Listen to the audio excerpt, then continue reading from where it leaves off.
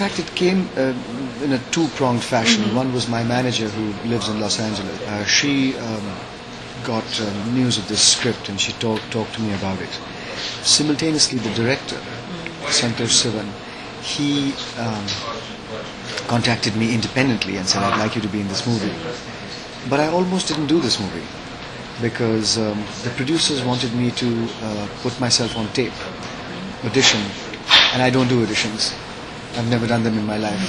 You know, I've played leads all my life, and people in India know my work. So I said, look, you know, you can see all my movies. You don't need to get me to audition. But they insisted, so I said, no, I'm not doing it. So we just forgot about the project. And then my manager called me. I was shooting in Houston for another movie, and she said, listen, I really think you should put yourself on tape. So very reluctantly I did. The scene with the headmaster, when I meet him, and he's a bit sarcastic about my position. I did that scene, and I sent it. And the rest is sordid history. In all honesty, what attracted me was the team of people more than anything else. Because when I initially read the script, I was like, it's an interesting story, but is it something so new? I wasn't sure because, you know, human emotions and love and betrayal and friendship we've seen. But I knew the kind of people who were on the project. Santosh-Sivan, who I really like. As a cinematographer, I've always admired him. I've also liked some of his directorial work. The other actors, Linus-Roache is brilliant, and Rahul I've worked with before on 2 other films. So I just knew that even a story that seemed like I had heard before would be treated so differently, would be handled in so many more interesting, creatively more exciting ways, that it will be much more than what's on paper. And I truly can look back and say that that's what happened, you know, just the magic of interesting people coming together created that. For me, the journey is just as important as the end. If I don't enjoy a shoot, then you don't have those memories when you look back. And it's one of those shoots where I just thoroughly enjoyed working on the project. To be honest, it wasn't the script totally, because it's a good story, but it was really Santosh. Because when I saw his movie The Terrorist, which is a unique piece of filmmaking, I thought, oh, that'll be interesting, because this is almost like it's a period drama. You feel like you could have seen it, or it could have been on the BBC. But then when I saw the visionary capacity he has, I thought, oh, he's going to go inside of this and bring out something completely different. So that turned out to be true. That's why I think the movie has some depth. And so it was really that combination. And also, you know, the character wasn't like, oh, yippee, I'd love to play this morally depraved man. You know, it was a complex role, and how are we going to pull this off? So it was really that combination. And lastly, also, the producer, they're amazing guys. And you knew they really cared about the project. And you still feel it now. They have a lot of integrity. And in this business, it's kind of rare. It was pretty easy to say yes to this film, because if you look at TK's character, he starts off with a foot in 2 worlds. Then he moves to having to make a decision to actually shift to one world or the other. And finally he chooses a 3rd world. He chooses a 3rd path. So that growth was really interesting for me to sort of explore.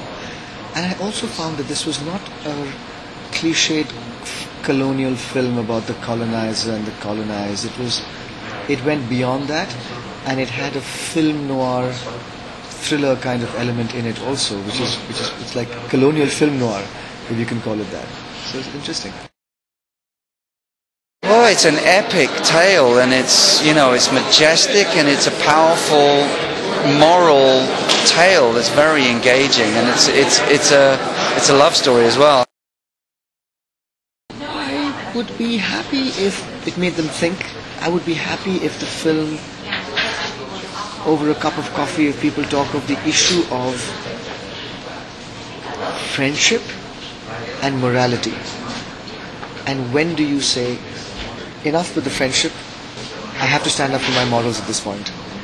I think that we, all of us, forgive our friends and our family and our loved ones a lot of transgressions at the cost of our moral compass.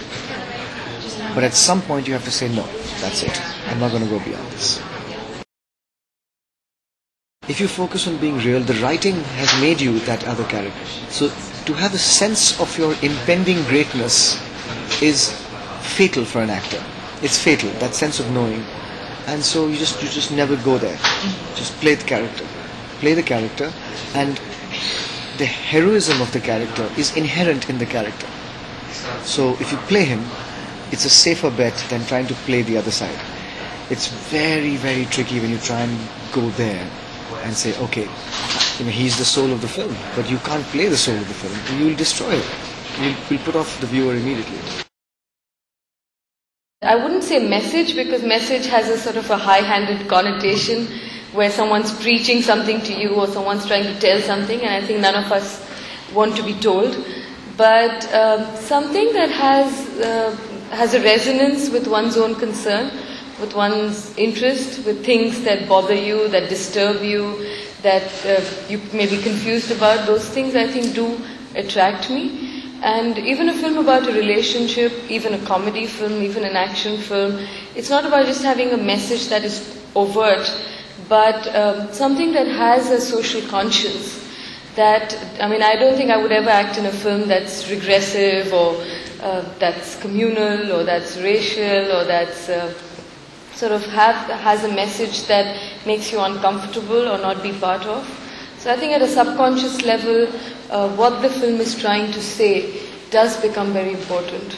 But it's not the only criteria. It's also a creative medium. It's also the maker, the team, the role, the form that it's going to acquire. So there are many different criteria why one chooses a film. The short answer to your question is not at all. I think that it's enough for a film to have humanism. Great art has a purifying effect on the viewer, and that's enough.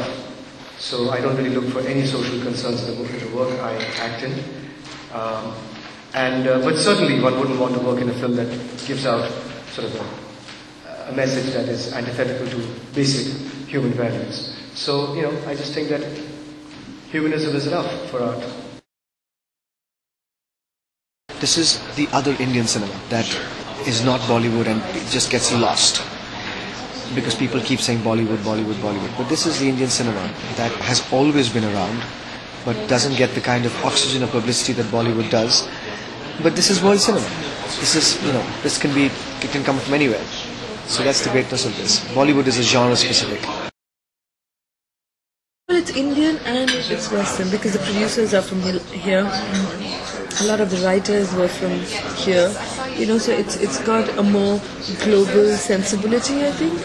It's not, while it's rooted, because the director is extremely rooted to Kerala, to his way of thinking and all of that. So I think it's a very interesting mix of what one can call the East and the West. So it's, in that sense, I think it crosses many more boundaries.